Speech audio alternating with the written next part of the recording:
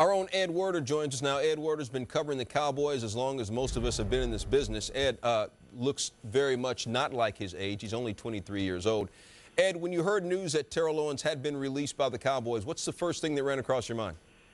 The first thing was that Jerry Jones has obviously listened to a lot of people from the coaching staff, from the roster, who have been advocating that Terrell Owens had to be removed from the locker room if they were seriously going to address the problems that emanated from there last year. Now, Jerry has been slow to accept that toxic locker room chemistry had anything to do with the Cowboys finishing 9-7 and missing the playoffs last year.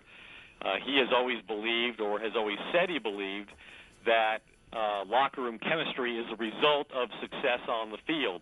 And this would seem to indicate that he has now accepted that that's not necessarily true, that the Cowboys are better off without Terrell Owens, and more to the point that if they were going to ever be able to justify all they gave up for Roy Williams as a receiver, a number 1, a number 3, and a $54 million commitment, then Terrell Owens had to go, because he cannot perform and produce the kind of statistical numbers that would justify the trade as long as he was the team's number 2 receiver.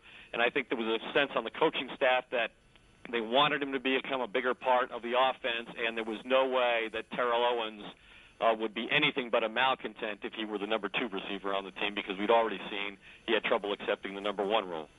Ed, the most public spat that we saw this past season was Terrell Owens and Jason Witten. What were some of the others in the locker room? Well, it wasn't just Jason Witten. He had problems with Tony Romo. He had problems calling out the offensive coordinator during the season, singling him out for criticism.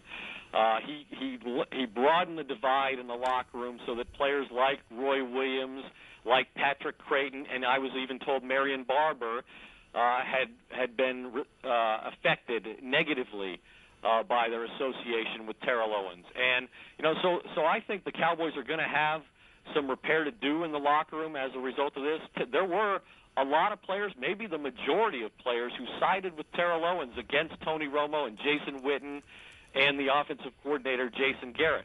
But if the Cowboys were going to solve this problem and address it seriously, I think Owens had to go, and he had to go before they started their off-season program at the end of this month. All right, Ed Werder, how much did Terrell Owens, being 35 years old, impact this decision?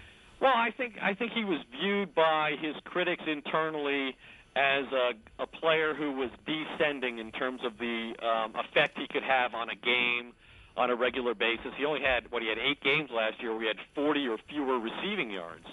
And so I think they saw that as his performance continued to decline, it would only provoke him more in terms of justifying his own failure by pointing out that others were responsible for it rather than accepting the blame himself, and that would make him more of a negative influence than the people internally felt he already was.